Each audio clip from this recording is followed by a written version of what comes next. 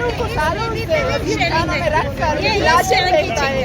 हमें एहतजाज का भी हक नहीं दिया जाता। हमारे प्यारों को सालों साल बंद कर लाश फेंकती है। जब हम अपने प्यारों की बाजियाबी का मुतालबा करते हैं, हम अपने प्यारों को इस रियासत से मांगते हैं, उनकी सही सलामती चाहते हैं, तो ये रियासत इन बच्चों से डरते हैं, हमारे प्यारों की तस्वीरों से डरते हैं। मेरे भाई की तस्वीर फाड़ दी उन्होंने। मेरे भाई की तस्वीर ने उसका क्या बिगाड़ा था? भाई की तस्वीर के पास तो कोई हथियार नहीं थी, वो सिर्फ मेरी भाई की तस्वीर थी जो मेरे दिल को तसल्ली मिलती है, मैं उसे देखती हूँ। मेरे भाई की तस्वीर को भी पुलिस वालों ने फाड़ दिया। ये कहाँ का इंसाफ है? बलूचिस्तान हुकूमत नाअहल हो चुकी है, वो खुद डरती है, हमारी प्यारों की तस्वीरों से भी डरती है। उनकी मशक़शुदा लाश पहन कर वो उन इदारों का नाम देखकर सालों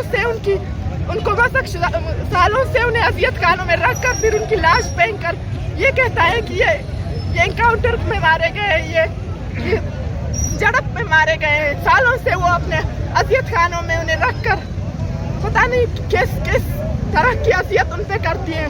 वो तो दूर की बात, हम खानदान वालों को ज़हनी अजियत देती हैं, फिर उनकी लाश हमें तोहफे में देती है। ये कहाँ का इंसाफ है? हमारे प्यारों ने अगर यही कोई जुर्म किया है तो आप अपने अदालतों में लाओ। ये कहाँ का इंसाफ है? उनकी मशक़शुदा लाश फेंको, फिर हम एहतजाज के लिए निकले, हमें एहतजाज भी नहीं करने देते। लोग कर रहे हैं ना, ये लापता अफराद और मशक़शुदा लाशें जो फेंकी गई हैं अभी ज़ियारत में, 9 लाशें एक है। और अमन तरीके से एक जुडिशली कमीशन बनाया जाए, जिस तरह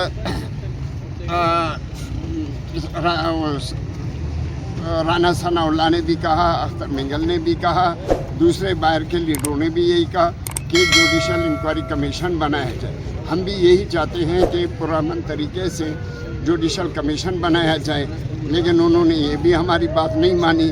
और आज जो उन्होंने ये हरकत की माँओं बहनों के साथ और आंसू गैस फेंके और फायरिंग की, तो इसका हम जितनी भी मजम्मत करें वो बहुत कम है। और इसकी भी इंक्वायरी बिठाया जाए कि आप ख़वातीन पे गोलियां चला रहे हो तो उनको शर्म आनी चाहिए ऐसी हरकत करते हुए। बंद करो, बंद करो।